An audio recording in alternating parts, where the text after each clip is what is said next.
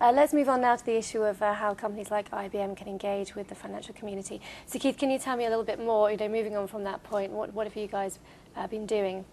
So we took a point of view very quickly, like I think many other people, after September 2008, where we had pretty much a defining month for the global industry. So we looked at this really on the aspects of what could IBM do to help. So of course we are a large player in the financial services industry. We have a big business there. It's clearly in our interest to help the industry recover. But that's a commercial aspect. But the other aspect is, what are the assets and technologies and capabilities that a company like IBM can bring to bear to really help the world get through this problem? And of course it's a significant, big problem.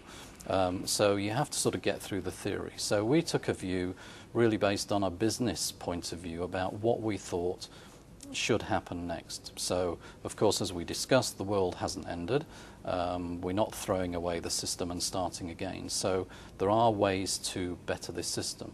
So we designed really a point of view that we wanted to share with the industry initially, and we took that at 3 levels. So we thought there were 3 concurrent things that should happen.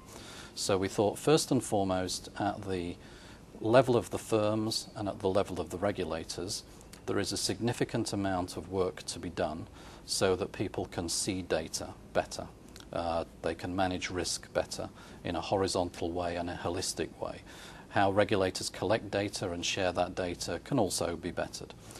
We also looked at existing utilities, exchanges, clearing houses, possibly new utilities, data vendors. And we're of the view that that's a position that people can leverage. So there are a lot of very positive infrastructures that the industry already owns that could be leveraged here to help create better visibility of data. So we're talking about the DTCC, Euroclear, SWIFT, CLS, some of these very large utilities that sit there that have a specific function. And we think alongside other clearing houses and exchanges, there is an opportunity. And we do see a little bit later on now that there is this push to move a lot of OTC into clearing houses and potentially exchanges. So we think that's a growing side of the market. Above that, we put out this idea that we called a systemic risk utility. And it's easily articulated as a single entity, but that's a conceptual vision.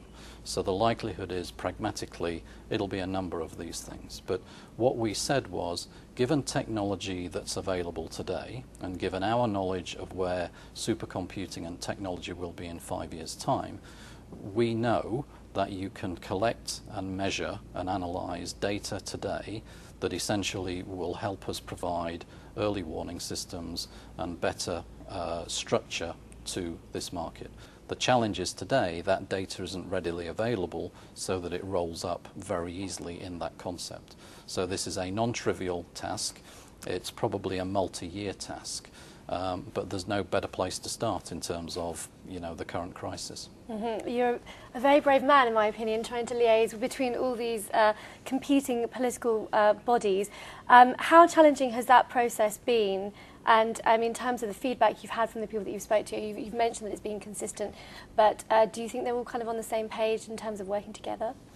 I think it's not as challenging as you would think. So there is a great appetite for people to listen to things that may help. That comes from both the firms, the regulators, and the government, and the supervisors.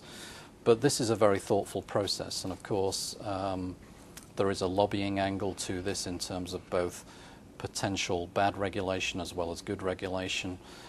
We haven't seen it as our job to necessarily make sure that everybody is joined up. We have spoken to a wide array of people and a wide geographic spread of people, but we're not claiming to be that glue necessarily. Each country will do something in their own way, but that has to be coordinated. So I think the language is good, both at the G20 level, where we know that's not necessarily where all the action will be, but there may be recommendations coming from there. So there's a lot of activity nationally, because that essentially is where the problems are.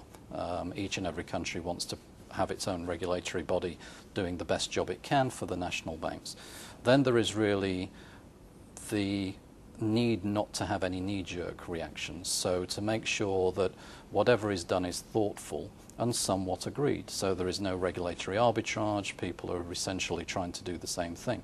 As we said at the very beginning, this is a global industry. So what we don't want is a bunch of firms having to report data 15 times over. We want that to be coordinated around standards. Is a difficult word. That implies just a long time setting standards, but in standards that can be sent up and measured. So we haven't found it difficult to get in the conversation. We've found a big acceptance of our point of view, and of course there are others who have a similar point of view. We truly believe something pragmatic will happen, and we're probably going to see that in the next few months. Mm-hmm.